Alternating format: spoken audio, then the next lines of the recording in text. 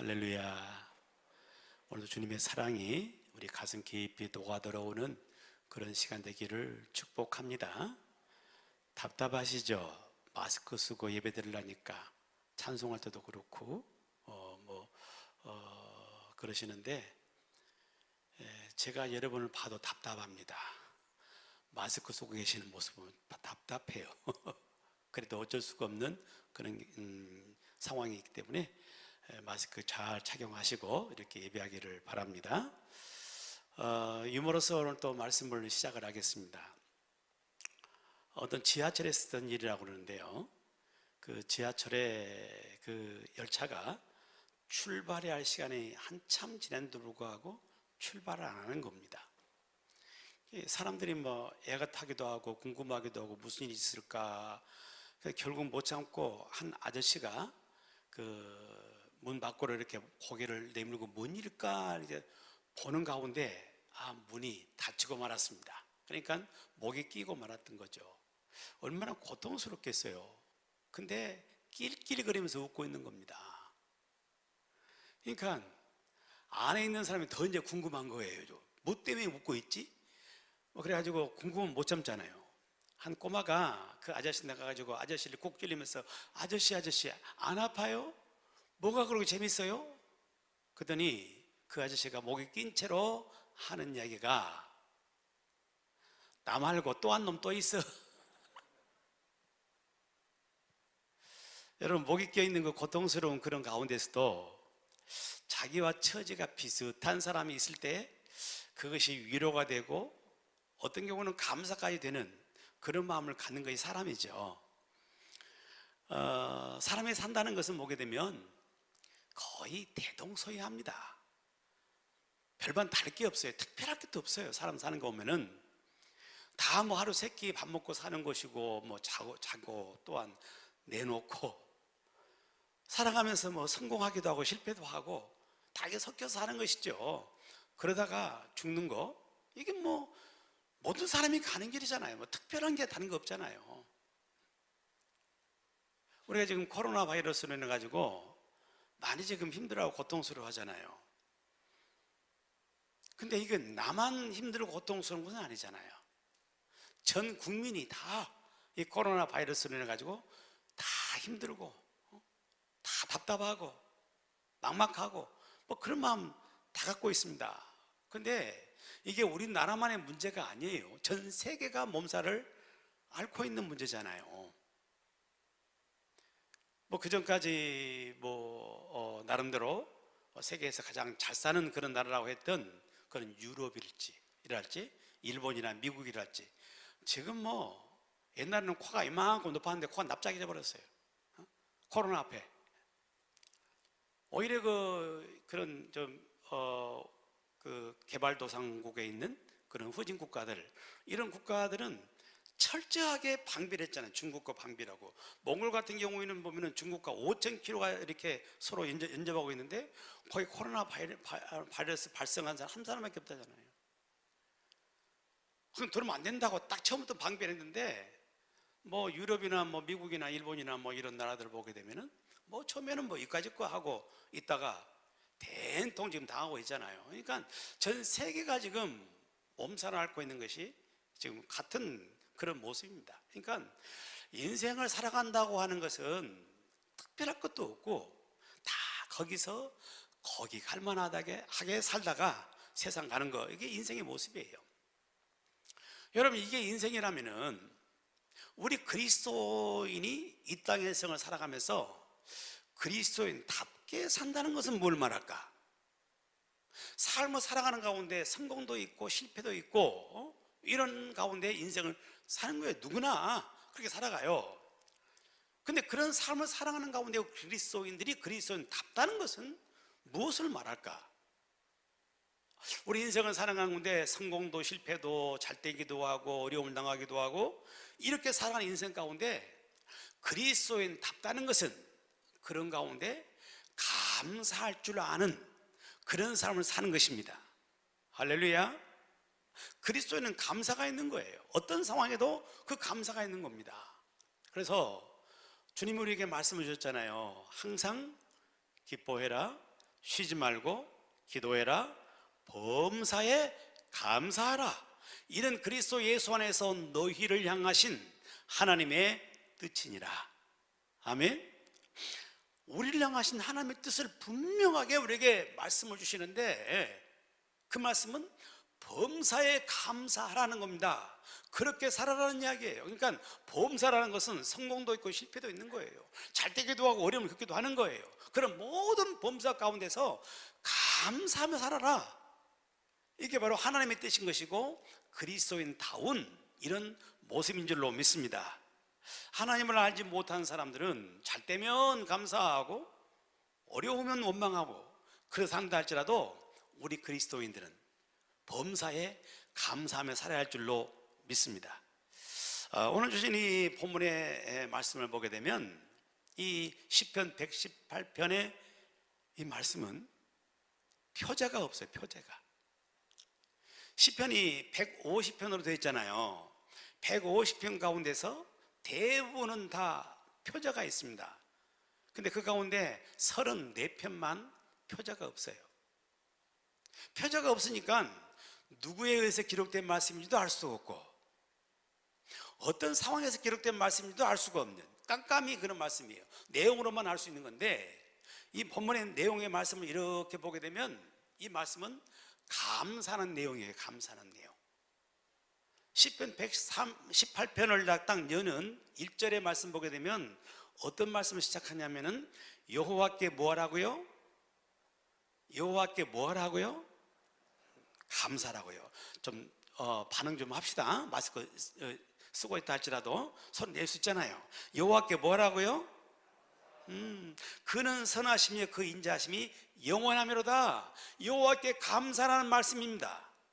그런데 마지막을 닫는 그 말씀도 보게 되면 29절이죠.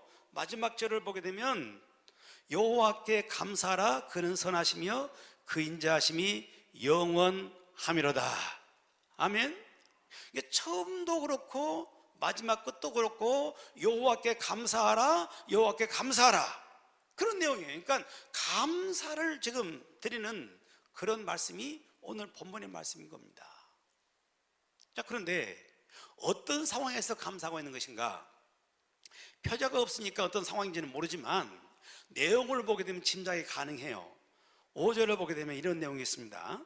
내가 고통 중에 여호와께 부르짖었더니 여호와께서 응답하시고 나를 넓은 곳에 세우셨도다.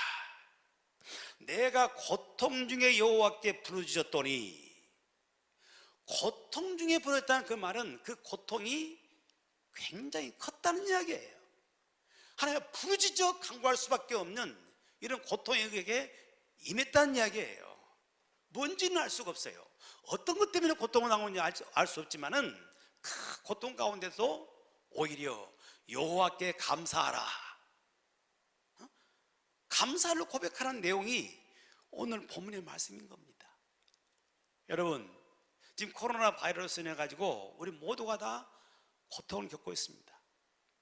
나라는 나라대로 참 힘겹게 이 상황들을 지금 방어해 달라고 몸부림치고 있죠.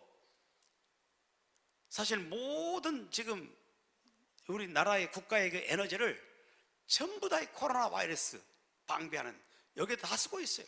다른 여력이 없는 거예요. 이게 코로나 바이러스가 이게 이제 종식된다 할지라도 경제적으로 회복한다는 것 자체가 굉장히 어렵다는 그런 진단들을 내놓고 있어요. 지금까지 계속 경제는 하강 국면 내려갔잖아요. 침체하는 상황으로 나왔는데 코로나 바이러스를 인해 가지고 다시 한국 경제가 살아날 것인가 굉장히 불투명하게 보고 있는 이런 부분들인 것이죠. 코로나 바이러스를 인해 가지고 굉장히 나라가 어둠 속에 빠져 있습니다. 사회는 어떻습니까? 사회는 기본적으로 관계로 구성되잖아요. 관계 속에 돌아가는 것이 사회잖아요.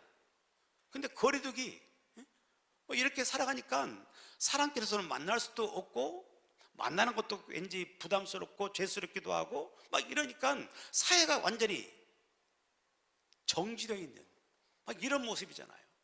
가정은 가정대로, 교회는 교회대로 무척이나 고통스럽고 힘든 그런 시간들을 우리가 지나가고 있는 겁니다. 그런데 이 코로나 바이러스로 일어나는 이런 모든 이 어려움, 또 모든 이런 고통이나 이런 어두움들을 여러분 어떻게 그걸 이길 수 있어요? 그걸 극복해낼 수 있는 길이 바로 뭡니까? 그거 코로나 바이러스 이제 우리가 완전히 종식시키면 되는 거 아니냐? 근데 이게 그렇게 쉬운 것이 아니라, 그 과학자들 이야기를 이렇게 매스컴 통해 들어보게 되면 두 가지가 되어야 코로나 바이러스가 종식된다는 거잖아요. 하나는 백신이 개발돼야 한대요. 이번 코로나19 바이러스에 대한 백신이 개발돼야 되는데, 백신이 개발되려면 최소한 1년은 걸린대요. 개발 안 될 수도 있다는 거죠. 된다 하셔도 1년이야. 그 두 번째는 뭐냐면은 전 국민이 코로나 바이러스에 감염이 되는 거예요. 그래야 항체가 생겨, 내 안에 60%가 돼야, 60% 항체가 생겨야, 그래야 코로나 바이러스가 우리에게 어떤 영향을 줄 수가 없는 그런 상태가 된다는 거예요. 자, 그러니까 이게 뭐 굉장히 요원한 문제입니다. 이 코로나 바이러스가 우리 곁에 항상 있을 수 있는 그런 여지가 있는 거예요. 이게 굉장히 힘든 부분들이죠. 근데 이것을 극복할 수 있는 정말 중요한 길이 있어요. 우리 방안이 캄캄하게 되면 스위치를 올리면 전기가 확 들어오잖아요. 그래서 어둠이 쫙 물러가잖아요. 안 그런가요? 또 반응 좀 해보셔. 그잖아요. 방이 캄캄해요. 전기 스위치 쫙 올리면은 불이 딱 들어가지고 어둠이 싹 순간에 물러가잖아요. 우리 마음속에, 한 사람 한 사람 마음속에 감사의 마음이 회복되게 되면, 감사불이 딱 켜지게 되면 이 어두움 물러가게 되는 거예요. 그 코로나 바이러스가 우리 곁에 있다 할지라도 그것을 얼마든지 우리가 감당할 수 있게 되는 것이고, 극복할 수 있는 그 힘이 우리에게 생기게 되는 것입니다. 그러므로 이 감사라는 것은 너무 소중한 거예요. 코로나 바이러스로 인해 가지고 우울해지고 막 불안하고 두렵고 뭐 공포감이 들고 막 이러는 상황 가운데, 지금 이 상황을 이길 수 있는 굉장히 중요한 힘은 감사의 힘인 거예요. 이 감사가 우리 그리스도의 마음속에서 회복되기를 축복하고, 이 감사의 마음들이 사회적으로 퍼져나가면서 이 불안과 이 원망과 이 두려움들을 이겨나가는 그런 역사가 있기를 주님의 이름으로 축원합니다.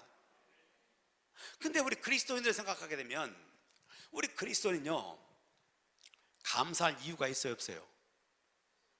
어떤 상황에도 우리는 감사할 이유가 있어요. 아무리 고통스러운 상황에 내게 있다 할지라도 우리는 감사할 이유가 있어요. 그 감사할 이유가 바로 뭡니까? 오늘 6절 말씀은 대단히 중요한 이야기예요. 밑줄 쳐놓고 여러분 말씀으로 삼으시길 바라고 함께 같이 읽겠습니다. 시작.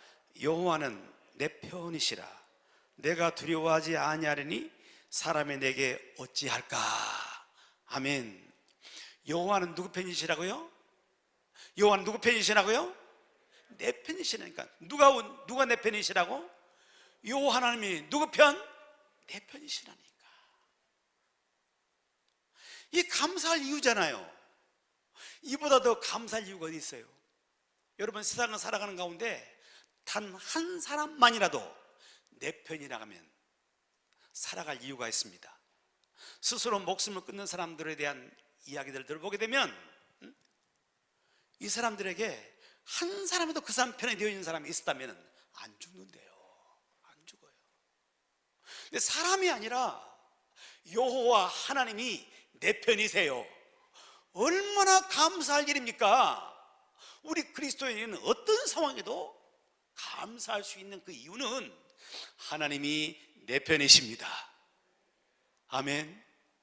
이 확신이 내 마음에 있으면 여러분 늘 감사가 벽되게 되는 것이고, 이 감사의 힘으로 어떤 고통도 어려움도 이겨낼 수 있는 사람이 될 줄로 믿습니다. 저는 어릴 때를 이렇게 회상해 보게 되면 아버지에 대한 그 그리움과 부러움, 이게 굉장히 컸던 사람이에요. 지금도 어린 시절이 회상이 되는데, 친구들이 그 아버지와 함께 이렇게 길을 가면은 그냥 부러움의 그 눈으로 쳐다보다가 쓸쓸히 이렇게 발길을 돌렸던 적들이 굉장히 많았어요. 아버지는 저희 그림의 대상이었어요. 왜? 너무 일찌감치 세상을 떠나셨으니까요. 그 아버지라는 이 단어가 저에게는 굉장히 부러움이요 그리움이었기 때문에 내가 예수님을 정말 인격적으로 만나는 것도 결국은 하나님의 나의 아버지라는 거, 이게 확신이 될 때 인격적으로 내가 주님을 만난 거거든요. 요한복음 1장 12절에서 주신 말씀처럼 영접하는 자, 곧 그 이름을 믿는 자들에게는 하나님의 자녀가 되는 권세를 주셨으니, 예수님을 믿는 자들에게는 하나님의 자녀가 되는 권세가 있다. 하나님의 자녀다는 그 말씀이 나에게는 뭘로 들리냐면은, 내가 하나님의 자녀라면 하나님 나의 아버지지, 하나님 나의 아버지라는 사실이 마음 깊이 확신이 들어오면서 하나님의 아버지를 멍와 부르고 하나님 아버지를 부르면서 기도하고 그렇게 살았던 그때가 또한 회상이 되어집니다. 여러분, 내가 예수 그리스도를 믿는 믿음의 사람이라면 하나님은 나의 아버지인 줄로 믿습니다. 나의 아버지이신 하나님은 내 편이세요. 어떤 경우 어떤 상황에도 내 편이세요. 결코 나를 버리지 않으세요.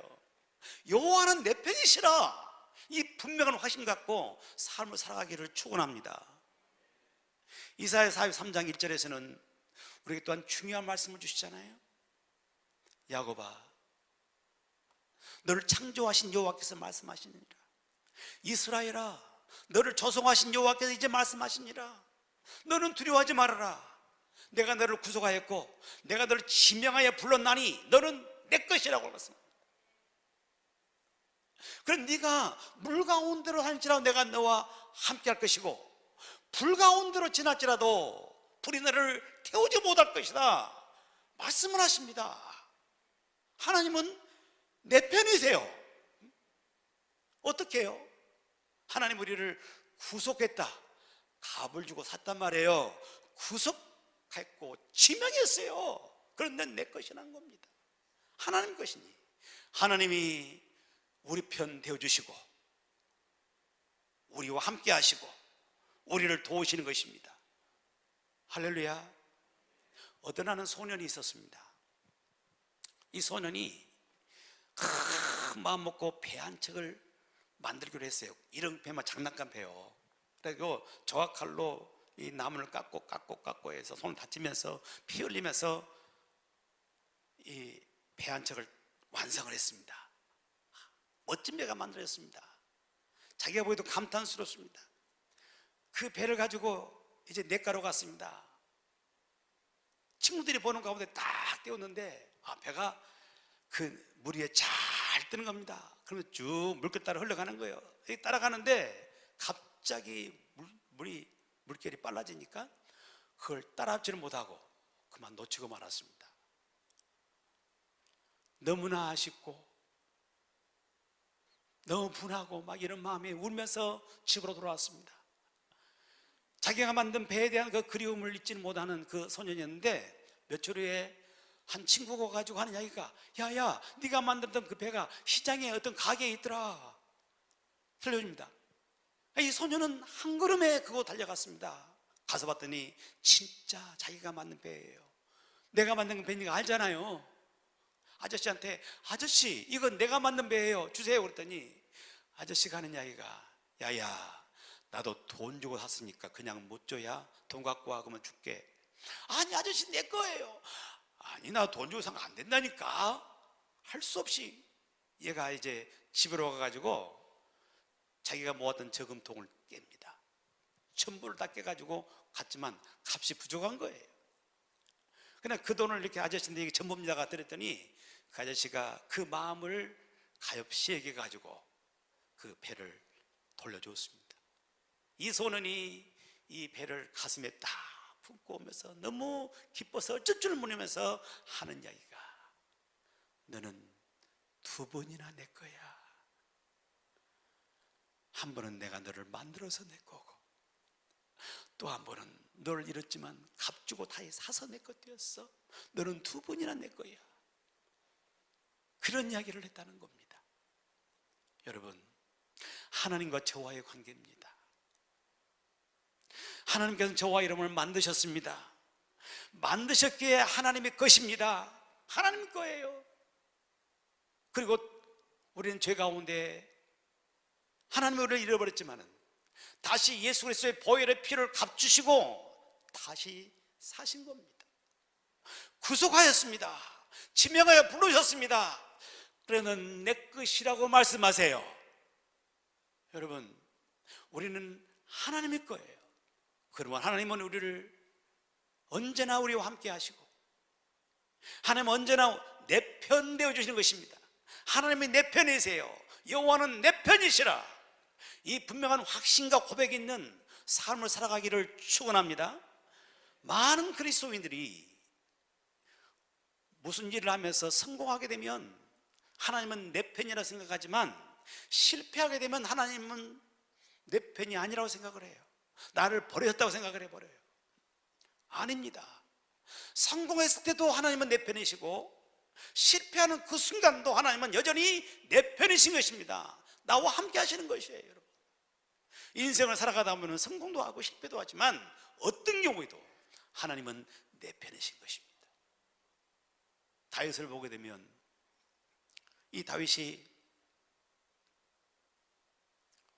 그 아들 압살롬에 의해서 축출을 당하잖아요. 압살롬이 다윗을 몰아내고 자기가 왕이 되기 위해서 쿠데타를 일으킨 거잖아요. 압살롬 쫓겨가지고 이리 도망 다니고 저리 도망 다니고, 언제 자기에게 와서 그를 죽일지 알 수 없는 그런 절박한 순간들, 그 순간이 있었어요. 그렇지만 다윗의 마음속에는 여호와는 내 편이라는 그 마음이 조금도 흔들리지 않았습니다. 뭘 보면 아냐면은 시편 3편에 보게 되면 그 표저가 바로 압살롬이 다윗을 이렇게 죽이려고 할 때란 그 표저가 나와요. 아들에게 쫓겨가고 있는 겁니다. 그런 가운데 다윗이 고백한 그 고백을 보게 되면, 내가 누워 자고 깨기도 하리니 여호와께서 나를 붙으심이로다. 언제 자기에게 와서 자기를 죽일지 알 수 없는 그런 상황에도 편안히 누워서 잠을 잘 수 있고, 아침에 편안히 아무 일 없다는 듯이 일어날 수 있다는 이야기예요. 계속해서 그가 하는 고백을 들어보게 되면, 천만이 애워싸 진을 친다 할지라도 나는 두려워하지 아니하려로다. 아멘. 하나님은 내 편이세요. 지금 쫓기고 있는 상황이에요. 어쩌면 실패입니다. 처참한 상황이에요. 그런 상황에도 그 마음에 흔들림 없는 것은 여호와는 내 편이라고 하는 이 분명한 확신인 겁니다. 여러분, 이 확신을 가지고 인생을 살아내기를 축원합니다. 코로나 바이러스가 아무리 어려움이 있다 할지라도 주님은 우리 편이십니다. 우리를 도우시는 것이에요. 그 믿음 갖고 인생을 살아가기를 주님의 이름으로 축원합니다. 어떤 사람들은 내가 잘할 때는 하나님이 내 편이시고, 내가 잘못하면은 하나님은 나를 버리신다고 생각합니다. 나를 떠나신다고 생각을 해요. 그러나 결코 하나님 그런 분 아니세요. 내가 잘할 때도 하나님은 내 편이시고, 내가 잘못하는 그 순간에도 하나님은 여전히 내 편이세요. 나를 떠나지 아니하고 나를 버리지 아니하십니다. 여러분, 뭘 보면 우리가 알 수 있습니까? 주님의 십자가예요.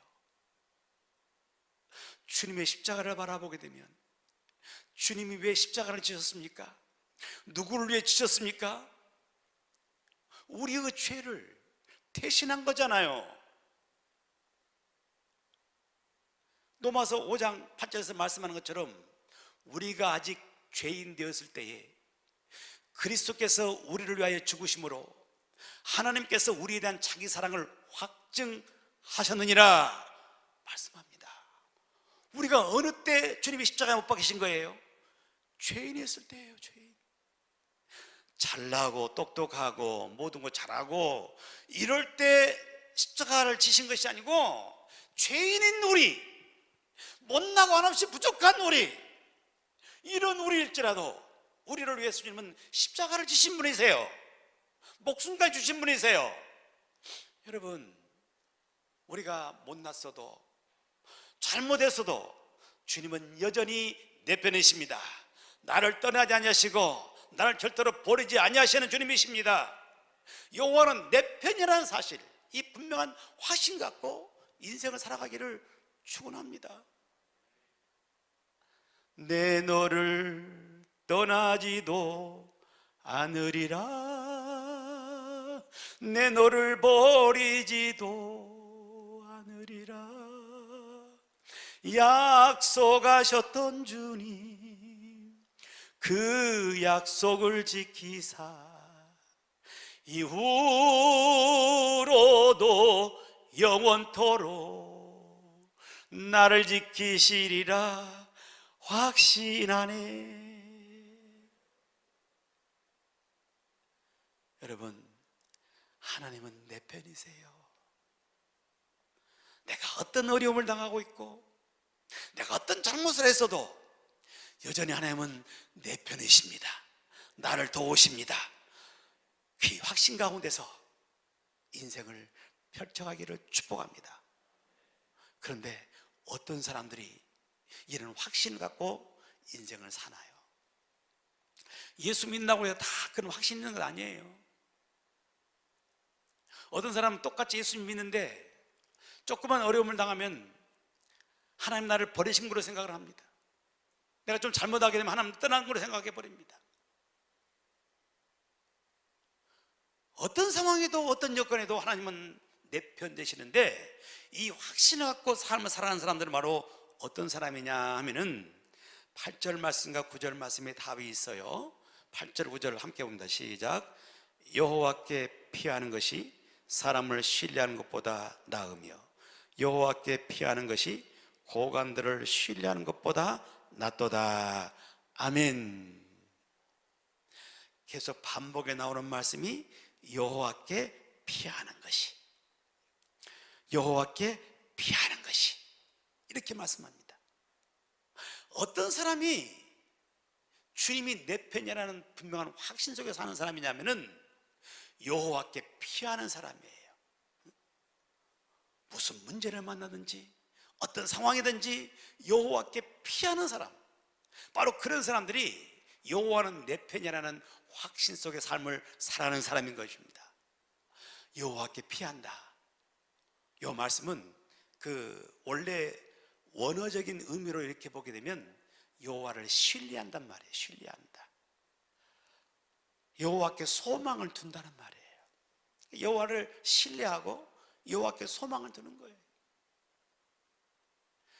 주님을 내가 믿는다면서도 여호와가 아니라 사람을 신뢰하고 세상에 이게 희망을 두며 살아가는 바로 그런 사람들은 그것에 의해서 자꾸 흔들리는 것입니다.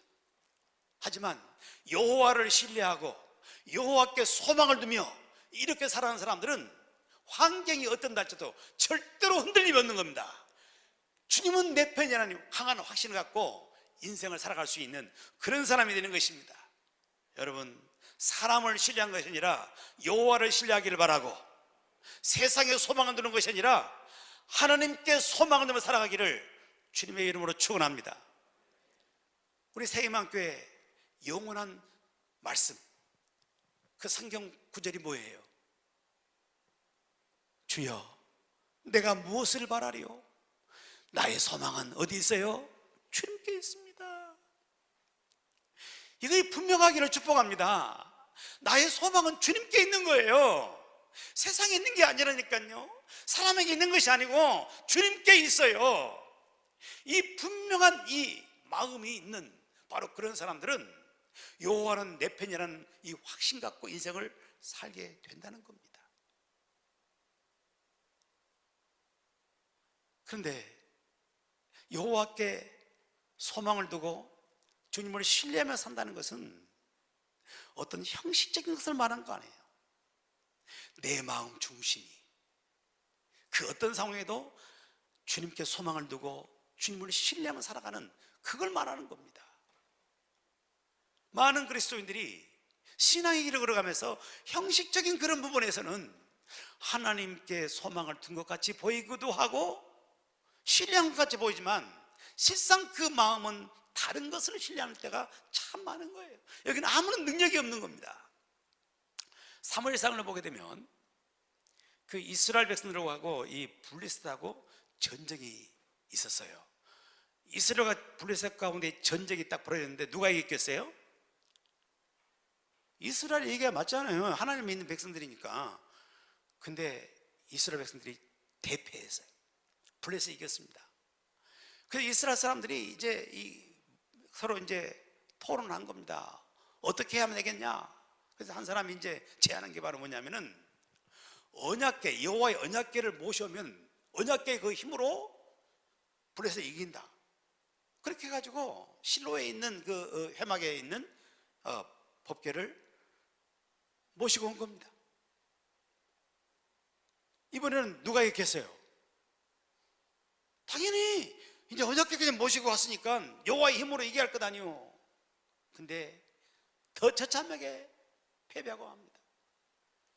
그래서 언약궤도 뺏기고 언약궤에 맸던 제사장도 죽임을 당하고 이런 처절한 실패를 맛보게 되는 거예요.